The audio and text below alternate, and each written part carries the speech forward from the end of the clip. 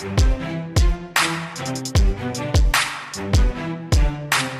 right, Proffitt Podcast listeners, we have Alban on the show today. If you haven't already learned who we're talking to, so welcome, Alban. Hi, Proffitt Podcasters, and Krystal, thanks for having me on the podcast.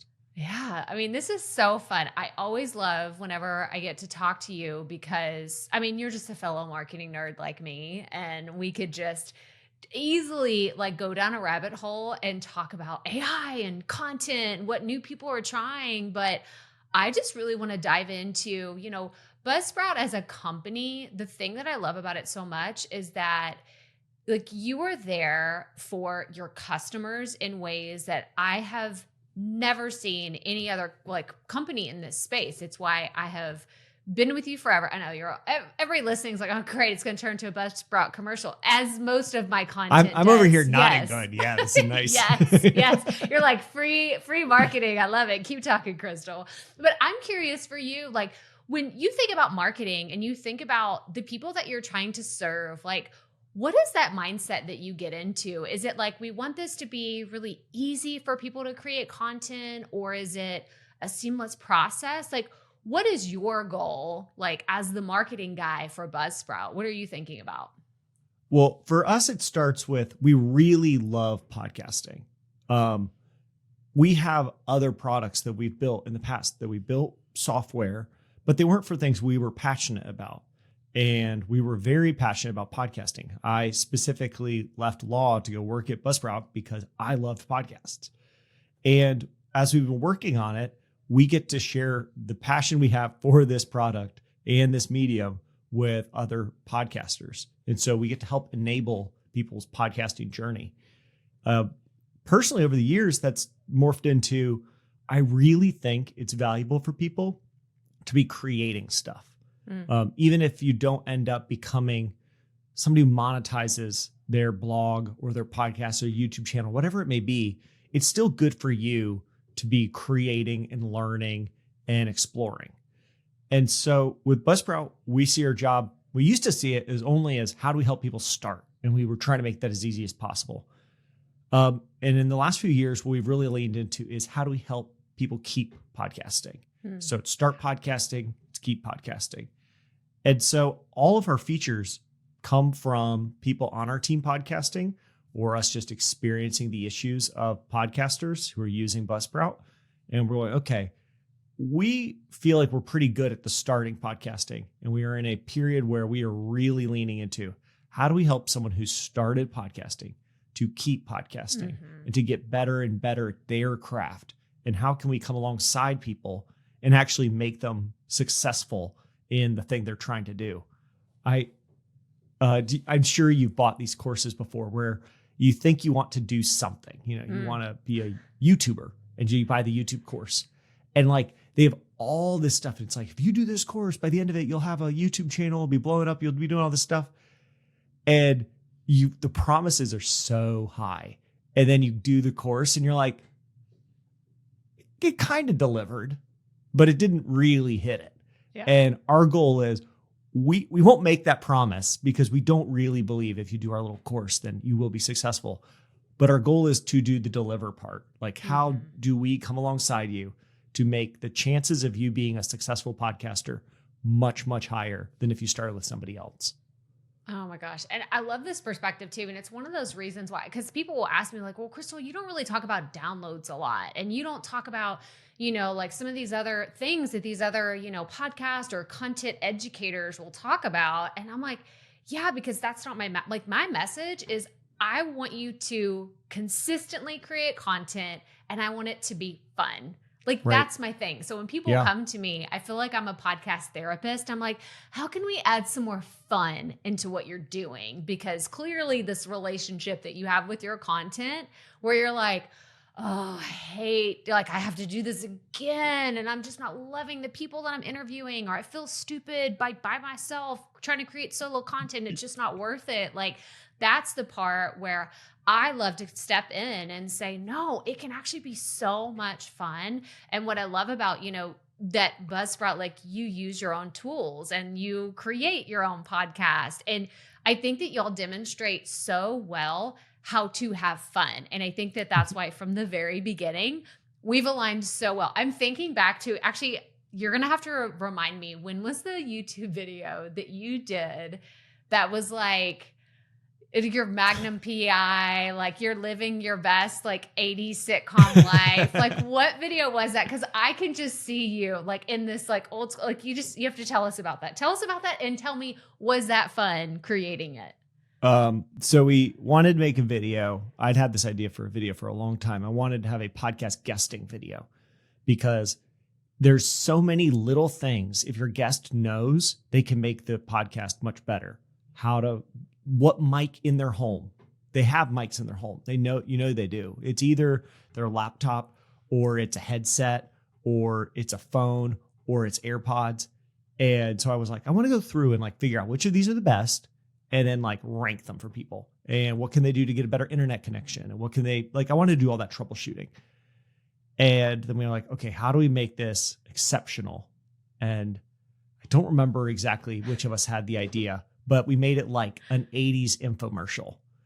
And so I went and bought a bunch of old clothes and like oversized suit and a really too short tie. And I shaved everything off except like full mustache. And yeah, we did a whole video. The whole joke was this has come out of the archives of, the Buzzsprout archives. We could link to it for people. It was a ton of work to do. And so in the moment, there were some really funny parts. Like we wrote a rap for John to perform. Our VP of product development or software is like dancing around in like early 90s kind of like hip hop clothing, like doing a rap about wearing headphones. But that's what I'm saying. Like, it was so fun to watch and it stuck with me. And I think that that's the thing is people think it's kind of like arbitrary to like, oh, fun comes after you have viral stuff or whenever you can, you've made it to the top, then, but now I need to do this algorithmic thing that's going to be, a framework that I can repeat. And I'm like, actually, no, like you can just chase the thing that's fun and then run away from all the stuff that's in between, like the things that bog you down or just, like on days whenever I have 3 podcast interviews today and I have so much energy. And if you were to tell me, Krystal, you have 3 like hours that you're going to spend in Excel spreadsheets, I would say, oh my God, there's not enough coffee to keep me awake to get to the bottom of that many spreadsheets. I couldn't do it. But with podcasting, it gives me so much energy. So I know that we have that in common. And I love just chasing the fun. I think that fun is such a useful rubric because one, it's counterintuitive for most people. I think most people imagine discipline means being disciplined, like as a child, having a parent say, do your homework, And so what we end up thinking is maybe the way to get me to do my content is to like be the mean dad who kind of tells me like, do your content. But really what it needs to be is kids learn the best when they're just excited about what they're learning. Yeah. And so for me, I found so much more success in not just marketing, but like my own health or in podcasting. All of them come around. What am I find in this area that's really fun? And how do I just do only that or as much of that and as little of the like stuff I really hate? I mean, there are times I love being in an Excel spreadsheet, but it's for certain types of work. And so like identify what those are for you. And for a lot of creators, I know it's actually not podcasting and that is totally fine. Some people and some niches like really lend themselves to, you should be doing an Instagram page, or maybe you should be doing Pinterest, or maybe you should just be doing a blog or writing on a forum, like whatever it may be. Find out what it is that's so easy for you. And now lean into that so that you're having fun, because fun's going to keep propelling you forward. Forcing yourself to do it over and over is probably an indication that you really don't like it. Yeah.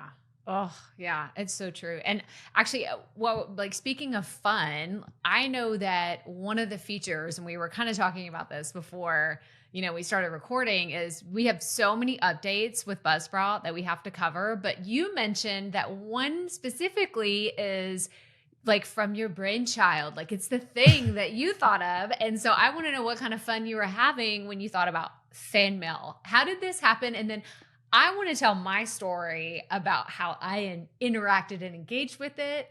So I don't know if you want to go first. You want me to go first? You let me know how you want to lay this out.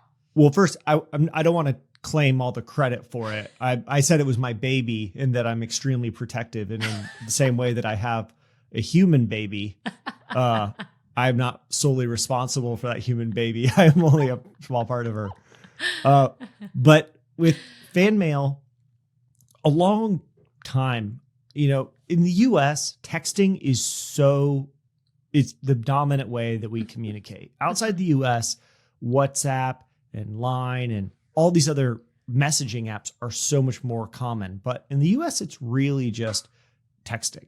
Mm-hmm. And so many of my closest relationships, at very best, quote unquote, social network is all just done in group chats.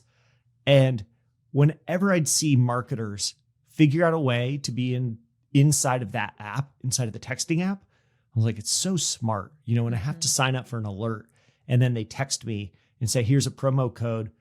If they can get in there and I let them hang around, it's because I really like it. It's so much more powerful than a newsletter. So that's been sitting in the back of my mind, honestly, for a couple of years. And at the beginning of this year, we were recording Buzzcast, our own show.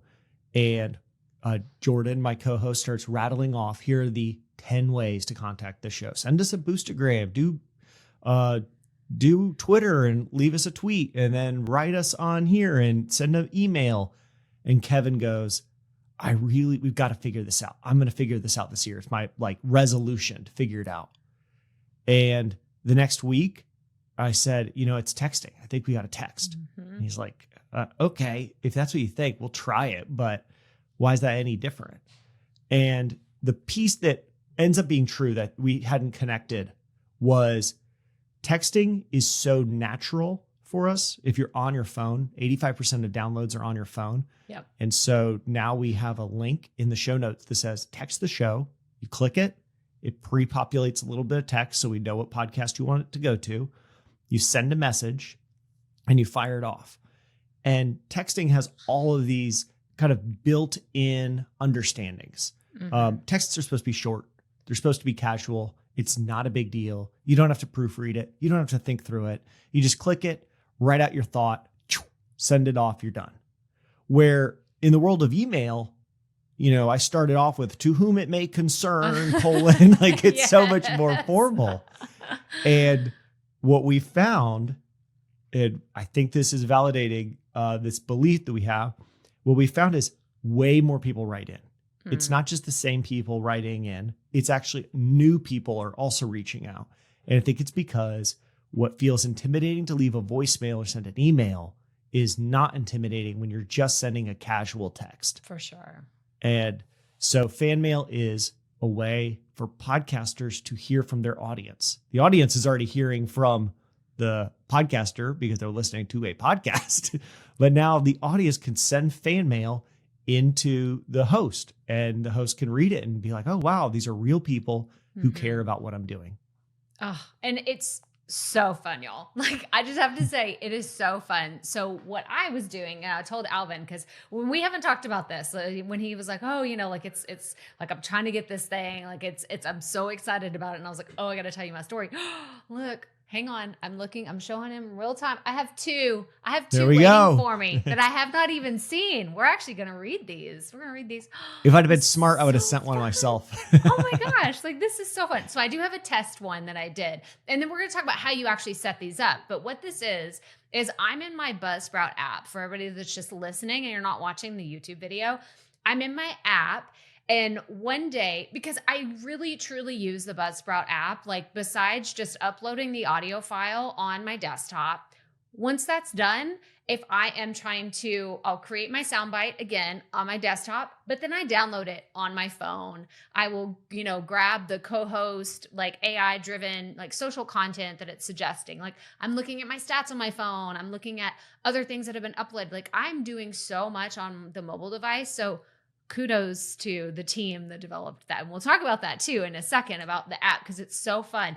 But I was on here and I was looking at some other stuff and I was like, what is fan mail? What is this? And how does this work? And so when I click on it, of course, there was nothing there. I was like, no new messages. So I did go back to my desktop and I'm like clicking around and I'm like, just all of a sudden I'm an investigative journalist. I'm like, I'm going to figure out what the heck this thing is. And then I realized, people can now send me text messages. So the first thing I did was, of course, send a text message to myself, because you are not unique in that aspect. I think yes. For the first few days, half of the fan mail received was test fan mail message. Yes, exactly. Like all of them, test. But it's really cool to see, like, I can actually see where people's numbers are from, which is interesting because my phone number isn't actually, like, I live in the Houston area, and then phone number that I have isn't actually for this area, which is interesting, because then I was like, I got a new one. I totally psyched myself out. I was like, there's one from Longview, Texas. And then I was like, oh wait, that's me. I felt like the biggest goober. I was like, okay, it says, hey, Krystal. I texted myself. Hey, you texted Krystal. yourself. Hey, yes. Krystal. Just texting this new text app. Okay. I'm such a nerd. I'm so red right now. But anyway, I have 3 new ones. So I'm actually going to read this out. Is that okay if I go ahead and read let's these out? Let's hear what we got. This is from Fayetteville, Arkansas. So it says, hey, KP, it's Joe. Just listened to your interview with ChatGPT and I found it very interesting. I wonder if it'd be possible to turn into a side character in a podcast. Maybe not a co-host, but just to add some personality. So this was on May 7th, and that episode came out that week. It came out that week. So in real time, I'm getting feedback from my audience in a way that, we could screenshot this and use it as social proof on Instagram and say, hey, by the way, you can now text us. There's still total anonymity. I don't have this person's he said his name was Joe from Arkansas. Like, so happy that you submitted this, but there's total anonymity for someone if they don't want to share their name or share anything else about them. And I love it so much. Do you want me to read this other one? Yeah. Well, actually for Joe, I'd say I love that you did that ChatGPT episode. They released a new model yesterday, GPT-4o, O as in like the letter O, and its voice capabilities are so much better. So if you go into voice mode, one of the things I didn't like about the old voice mode was if you ever spoke over ChatGPT, it got really messed up, and now you can just interrupt the way that you would a human. So if a person starts rambling on, like I probably will in this podcast, you can jump in there and redirect the conversation. So I think the capabilities for there to be some type of AI co-host is definitely getting better. I don't think it's something Buzzsprout's going to build anytime soon, but I think the ability for people who want that, it's improving rapidly. It's so fun. I sat here with my phone and I just had a full-blown conversation, and the way that it pauses and it's like, now I'm like, it's incredible. Like, it is so fascinating to me. And I just cannot wait to see like where this continues to take podcasting in the future. I just think it's so much fun. But we have another one, and this is again about the AI episode. This was again on May 7th. So that was apparently the day when I started talking about this, but from Green Bay, Wisconsin, it says, hey, KP, love this episode on AI. It's getting my mind thinking about my podcast. Thanks for doing something different. This is so cool, Alban. And I don't know who this is, but this isn't something, back to what you were saying about being casual. I think that someone in a Facebook group would say, that's not worth posting. Like, that's just, that's just a quick thank you. That doesn't feel right to send Krystal a message that way. But it's also not really a full-blown email. That feels kind of weird, unless it was like a reply to an email. And it also doesn't feel like something that they're going to do in like sky letters, with anything Yeah, like that. So exactly. this is so cool. It's so fun. And how often do you look at like something on Twitter or on a big social post, and there's like somebody in the replies who's like, "You're so great. I love you." And like they're on a bunch of posts saying that. And you're always like, seems weird. It just seems like it's out of place. Yeah. Like the conversation is about something in particular. And then there's random people chiming in like, great job. And it's kind, but it feels almost like it's counter to the original post. Right. With fan mail, we're saying this is called fan mail for a reason. Fan mail is a way to show appreciation, to give a little bit of feedback, and for it to be casual. And so now it feels totally appropriate to say, hey, I mean, I've sent tons of messages now. If I listen to a podcast that's on Buzzsprout and they have it enabled, I just message and I'm like, thank you so much for doing the show. I really enjoy it. I want you to know I'm listening. Yeah. And maybe something else I should mention. When we came up with this idea, we were doing something on our show about maybe stats aren't always healthy for creators. All we do is we compare stats. And really, stats at the end of the day are just a number that represents humans. And what we really want is the human connection. Yeah. And so we were talking to our own listeners. And what we found is most of them were really looking for, I just want 1 or 2 people to tell me they like the show. Yeah. And now with fan mail, they're getting those messages. And those are so much more valuable than seeing the numbers boost by 50 or 100. Having a real person say, hey, this is Joe from Arkansas. Yes. Great episode. And you're like, cool. There's somebody out there in Arkansas who's listening to this, who's a real person. That's so much better than seeing the number count 1 higher. Yeah. And I mean, and you said the word valuable, but I also think about the thing as a creator, it's validating too, because it's, again, someone may feel awkward reaching out to you and saying, gosh, this episode changed my life. Or, this show, I listen to it habitually every single Tuesday. Like you commute with me, like every single time I go pick up my kids from school or, I'm on a run, like whatever it is. And I think that this is just really setting people up to have those conversations where it can just be like, oh, wow, like maybe it's that validation that one podcaster needed to create their content for the next week or, to keep going. Maybe they were just questioning, like, is anybody even listen to your point of like, these stats are crap, like it's not very much, but then you get a message, like this one from Wisconsin, like, this is so cool. Like, keep doing what you're doing. I'm like, I will. Like, thank you so much. This is so cool. So awesome. But now I want to get into the mechanics of if someone's listening, because I know so many of my listeners, like they love Buzzsprout as much as I do. And so many of them already have Buzzsprout accounts and they're like, y'all are blowing my minds right now. How do I enable this immediately? Can you kind of walk us through what that process looks like? If you have the Buzzsprout iOS app, you can just open the app, click More, which is the bottom right.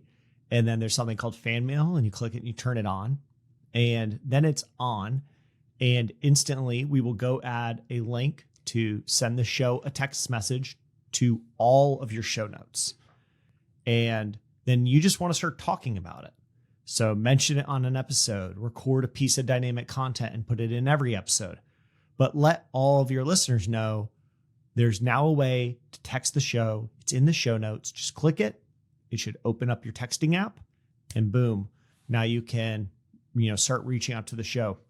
These texts are one way.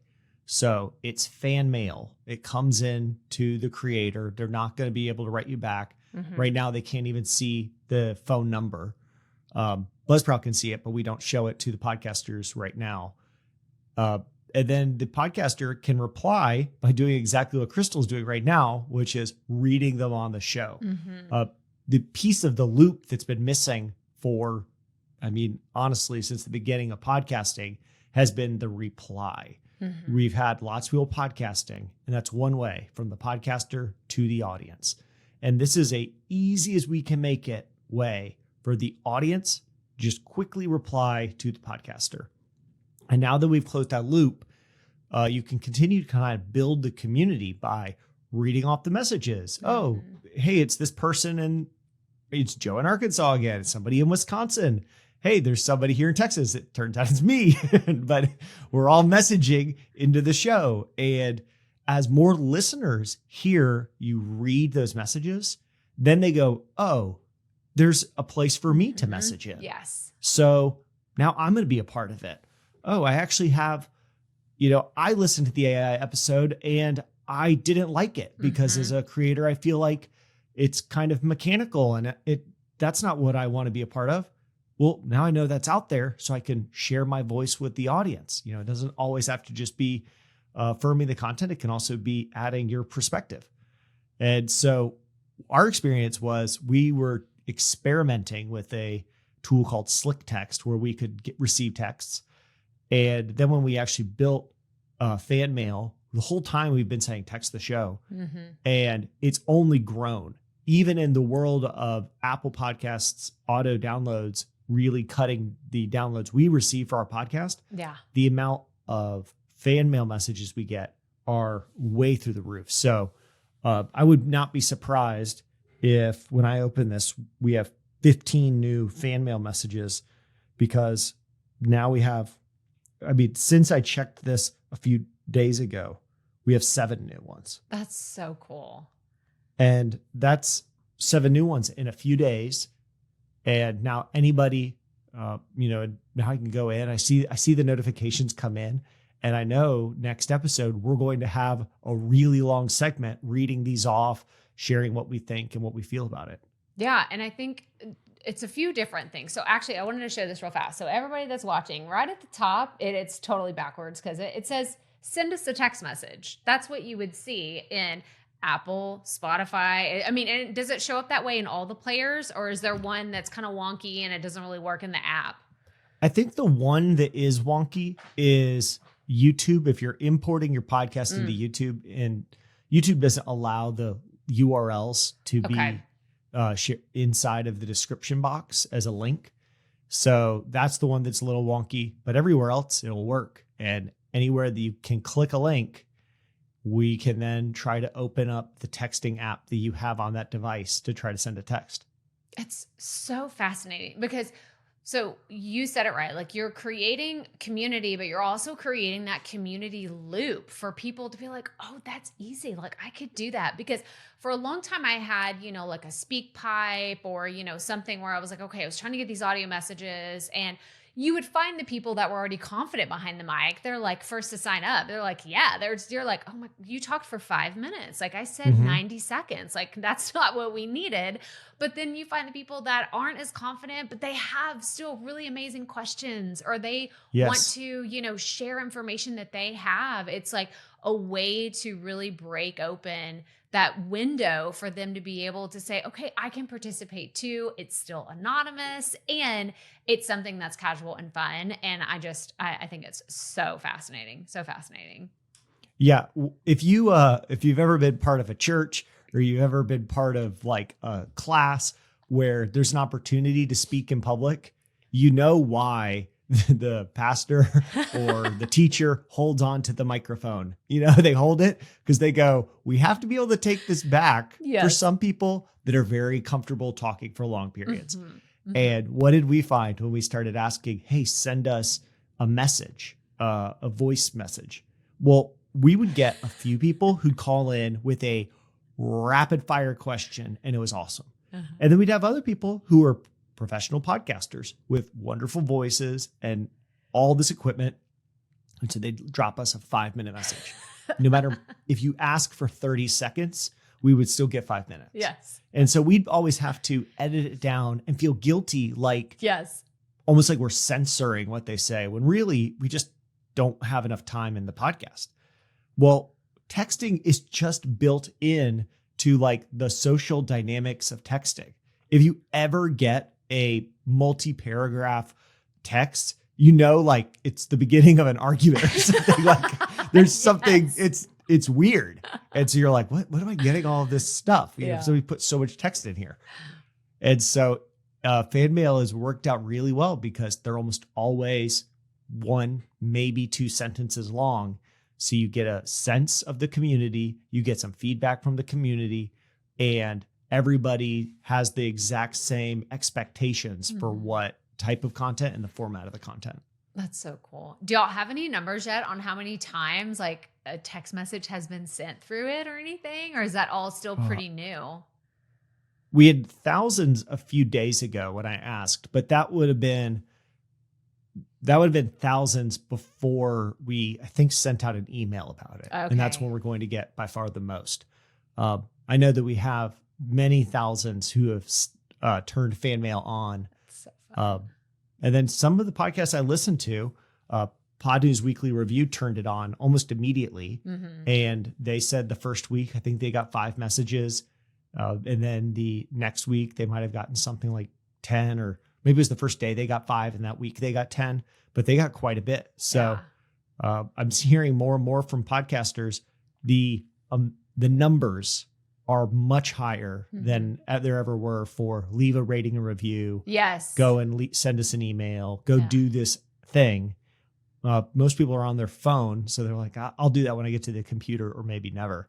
Yeah. Now they're going, I'll just send a quick text. Yeah. And it's so fun. I mean, I love that, it's like says on here, like, hey, Krystal, hey, KP. Like KP is like the name that like a lot of people will call me. And most people that are just like a stranger will say, hi, Krystal. Nice. Like they're like, hey, KP, like, what's up? And I'm like, these are my people. These are like, it just feels so connected already. So I cannot wait for everybody listening to go try it. And this is actually to tie in, because I love tying in Buzzsprout tools to one another, especially when you can leverage things that you already have at your disposal.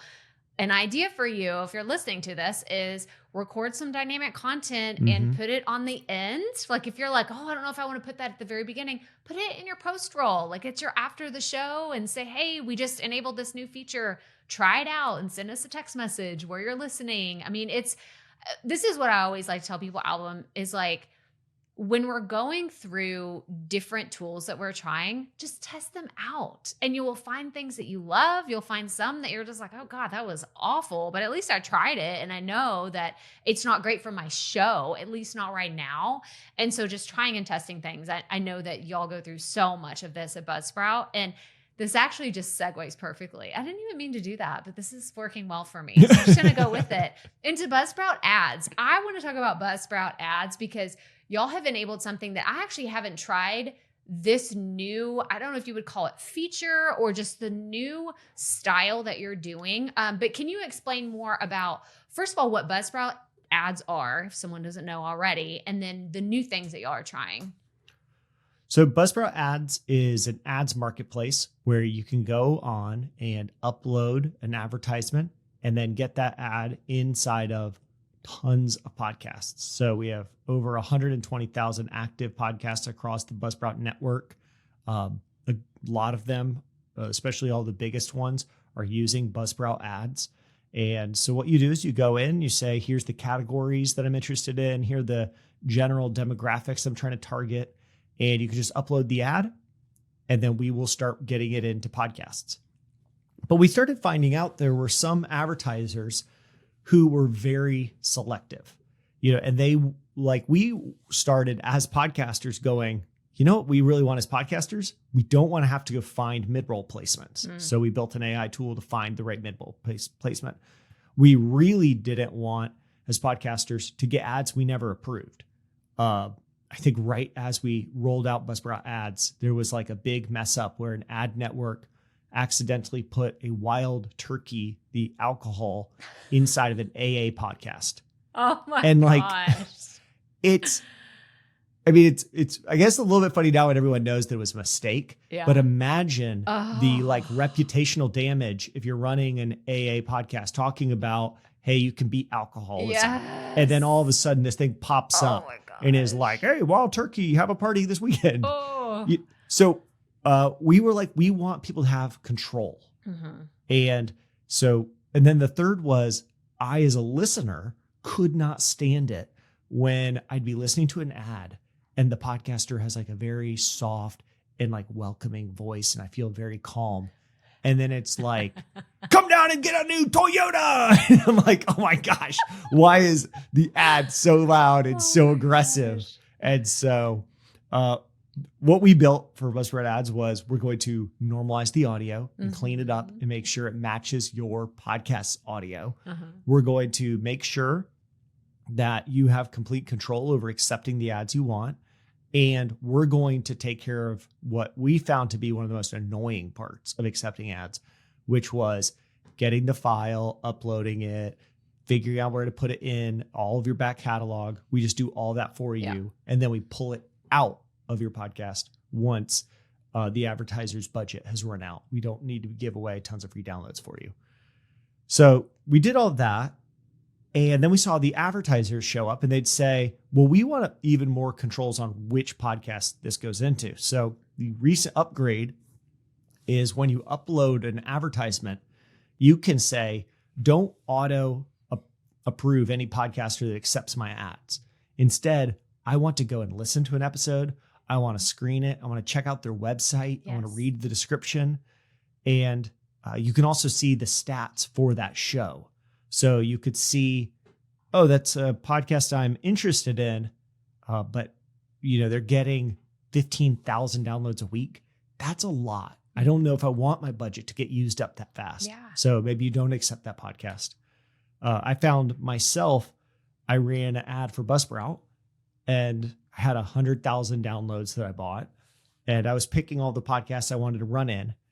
And there was one that was kind of on the edge. It was, I think, a podcast about women who are coders. And I went, well, they're in technology. It's not content creation, but it's close enough. And their numbers were not massive. So I went, I'll dedicate 1% of my budget over here. And then there was another podcast, which was somebody I knew, Farmer Fred's podcast about gardening. And I was like, I love Farmer Fred, but his numbers are so insane. They're so big that I didn't want to run the ad until near the end because I'm like, I don't want Farmer Fred to eat up all my downloads because I'm not sure what's the overlap in women who code who might start a podcast and the people who garden who might start a podcast. They're not exactly the same. So it was really nice to be able to kind of pick and choose and move through and just kind of build that campaign from the ground up.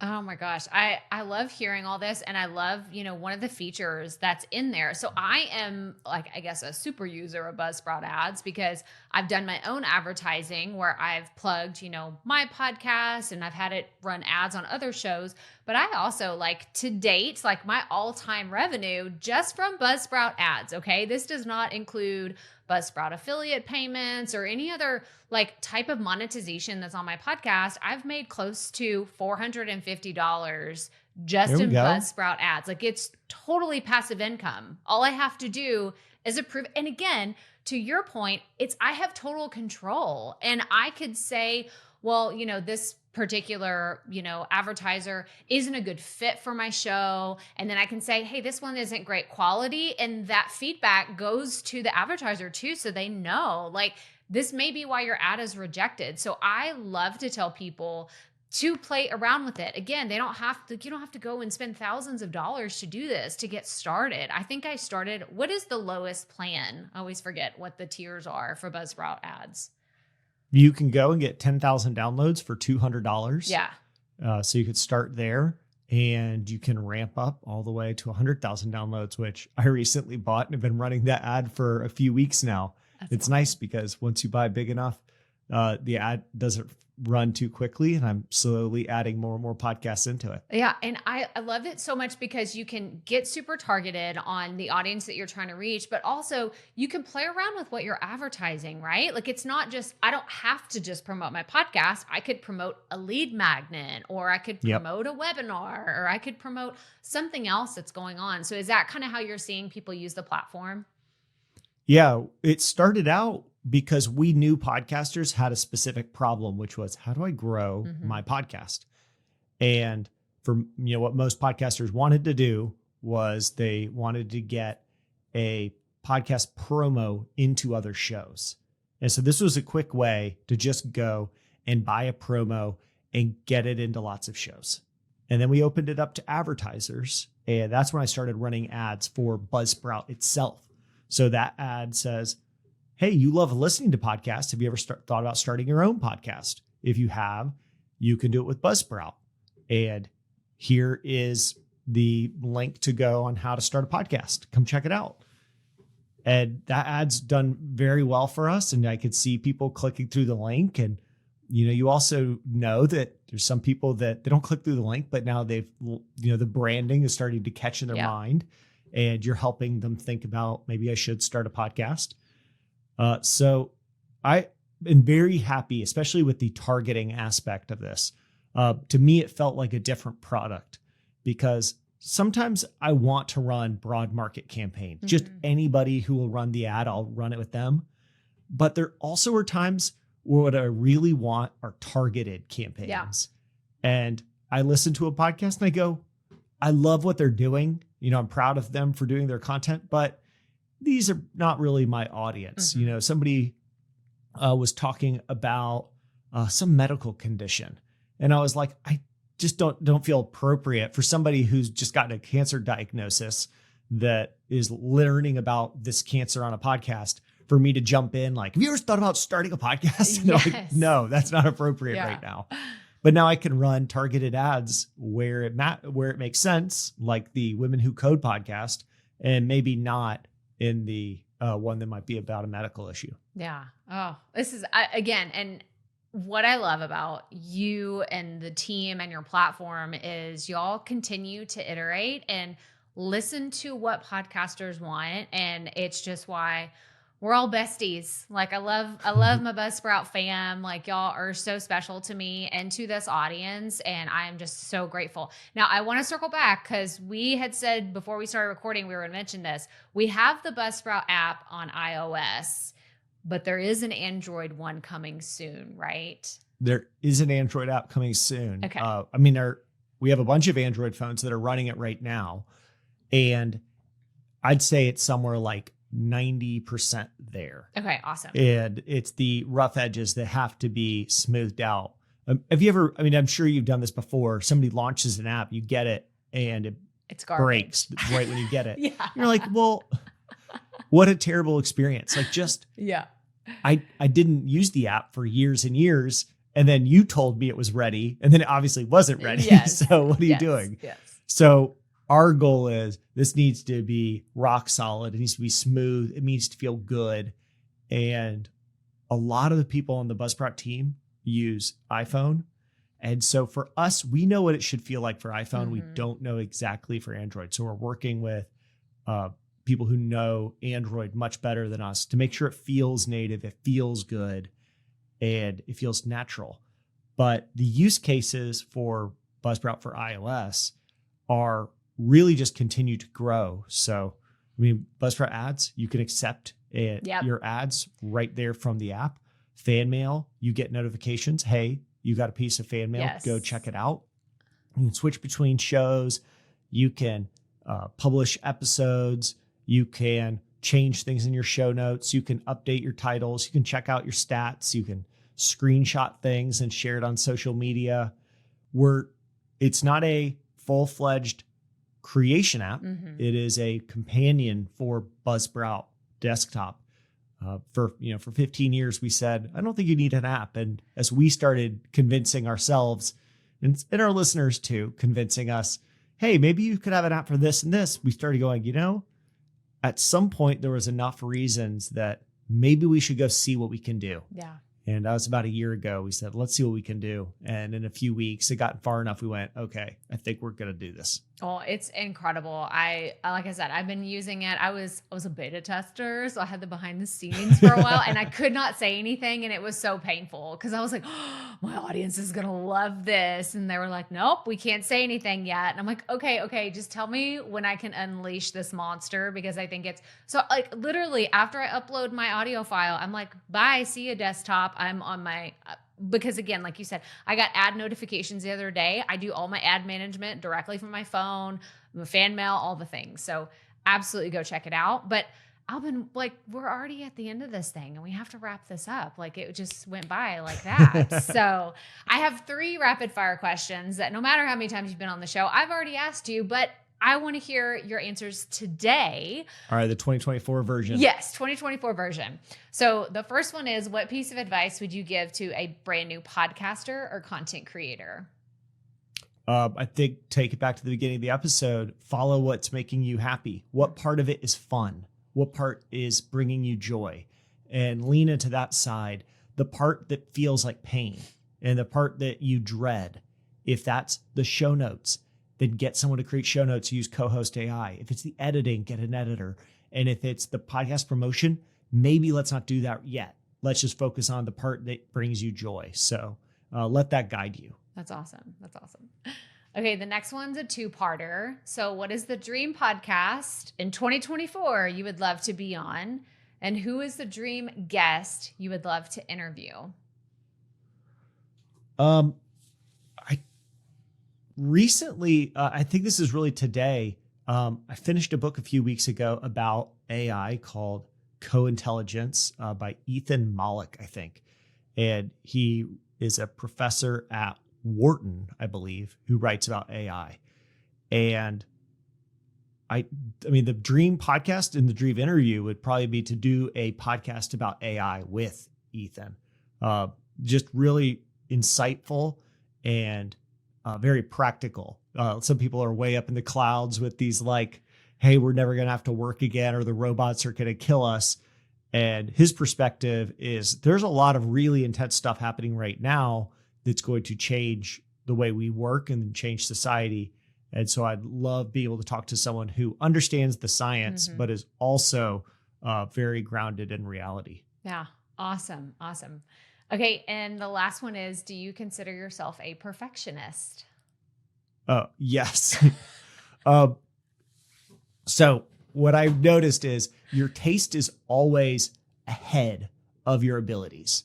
You know, we regularly, if you do a podcast, it's because you've listened for years and you know what good podcasts sound like. And then you record and it did not sound like a good podcast. It sounded like a bad podcast. So bad that you know yourself that you'd have turned it off by now. Oh. And so you go, ooh, bad job. Well, now I'll learn more and I'll become a perfectionist and edit. And really what that is perfectionism is being very intense and holding you back from just putting yourself out there. And that was me for years. And the truth is the only way to get better is to just start publishing more and just get better while you're doing it. And so maybe I'll change my first piece of advice. Just go publish 10 episodes and then critique it. Yeah. And you'll have already seen how much better you can get by episode 10. But don't critique it until you've done 10 episodes. Like, give yourself a little bit of grace. Oh, this is so good. So good. Thank you so much, Alban, for everything that you shared today. Will you be attending any podcast conferences that people could come say hi, give you a high five at this year? I'm going to be at least at 5 podcast events for the rest of the year. So Podcast Movement is doing meetups in Philadelphia, in New York, in DC, and in Orlando. Buzzsprout is going to sponsor all 4 of those. If you go to any of those and you've never been to Podcast Movement proper, then you're going to get a ticket to Podcast Movement for free. That's like a $400 ticket. Yes. So all of those are end of May and the beginning of June. DC, New York, Philadelphia, Orlando. I'll be at all 4 of those. And then Podcast Movement in DC is in August, and I will be there as well. Awesome. Well, y'all have to go and tell Alban like how incredible he did on this podcast. Say, I heard you on the Proffitt Podcast, and then send us fan mail about it. So then I can screenshot it to Alban and say, look, it's working. I'm getting lots of fan mail from your episode. So I'll know that you listened to this episode. If you go, oh, I love the podcast with KP. Yes. And I sent it some fan mail. Then I'll go, okay, this is a real Proffitt podcast. Yes, exactly. Well, thank you so much, Alban, for being on the show today. Thank you, Krystal. I appreciate it.